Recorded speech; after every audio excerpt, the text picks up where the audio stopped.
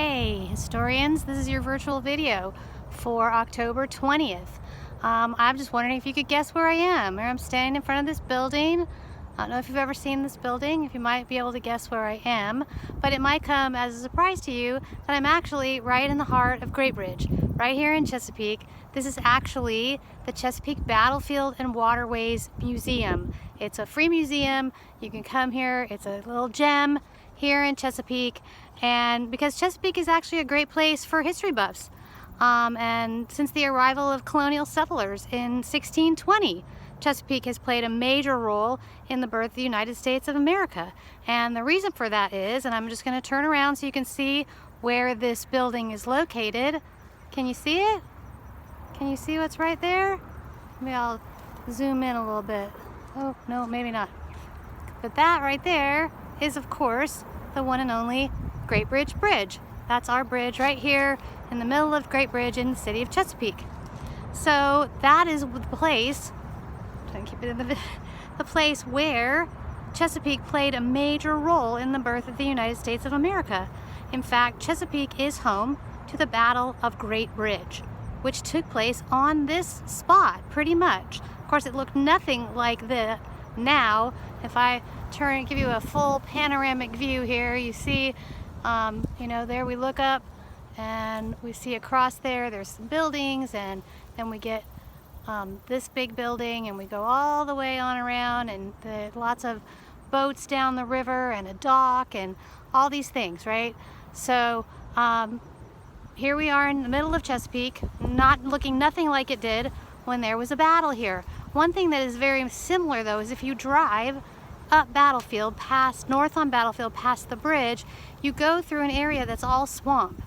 And that swamp was there when the British were trying to come into Virginia and establish a headquarters here in Virginia. And so, because that swamp was there, and this right here, the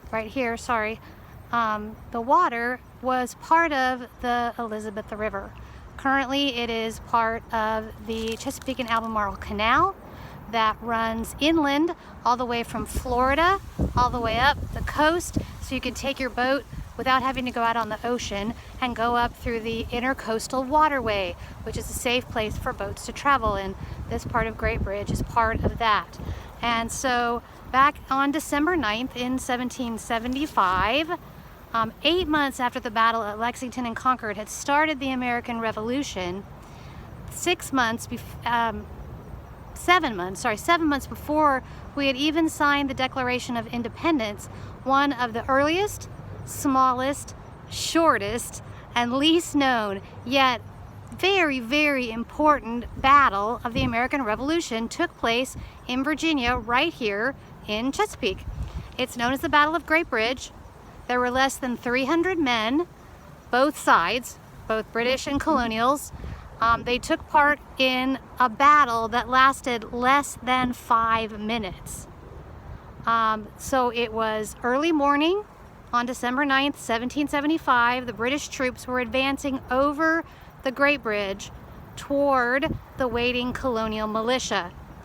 They were ordered by their captain, Captain Travis, to hold fire. And so the Patriot troops were waiting as the British troops drew near. And seeing that they weren't doing anything, that they could march right up, the British captain, whose name was Fortis, believed that they were not going to resist. And so he told his men, "The day is our own." And it was at that point that the Patriot troops sprung into action and dealt a devastating blow to the British forces. It was a great Patriot victory. It just took less than 5 minutes, but it had a great impact on the course of the American Revolution itself. It was really the impact it had was all out of proportion for the size and length of this tiny battle. It basically made the British position in Virginia undefendable. They could no longer defend their position here in this part of Virginia, which meant that Virginia became free of organized British presence for 5 whole years, 5 critical years during the Revolution, because during that time, the colonials could provide massive amounts of men and supplies to the Continental Army with virtually no enemy to interfere with them. it was, as Colonel Woodford wrote in his letter to the Virginia Convention on December 10th, 1775, the next day, he said it was like Bunker Hill in miniature, but it was different this time because we kept our post. So I have, if I can find it in my paperwork, I don't know if it's in this pile or the other pile. Hold on, let's look in the other pile. I have a picture I want to show you. That's a little too close up there, wasn't it? Let me find it here. Oh no, here it is.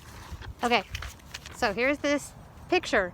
This is a picture that was drawn of where the Battle of Great Bridge happened. I don't know how well you can see it or where I can get better light on it. What if I turn this way? Ah, there we go. And you can see that, you can see where the river is, and up here we have the swamp is above it and the crossing at the river, and then down here there's a little thing that says A, and where the A is where the colonial troops were stationed, just waiting, and the British came down towards the bridge, towards the tiny little bridge.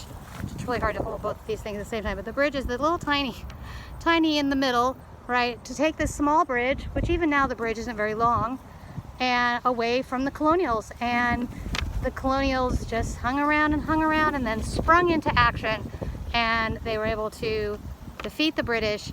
And this actually is a replica of the actual map drawn by the commander of the action. So I just thought you might like to know that if you like history and you live in Chesapeake or nearby, this is a great historical spot, and you can come to this museum. I think it's free.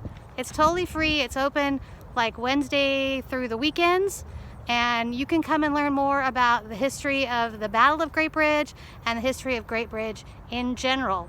So we're jumping now into the American Revolution. We saw the little piece of John Adams and where the Boston Massacre began, and this coming week, when I'm out of town, you'll be watching the first battle. Does I look funny with my hat all over my face? Sorry. So I hope you have a good week, and I'll be seeing you the following Tuesday in our next virtual video. So have a great day, and bye for now.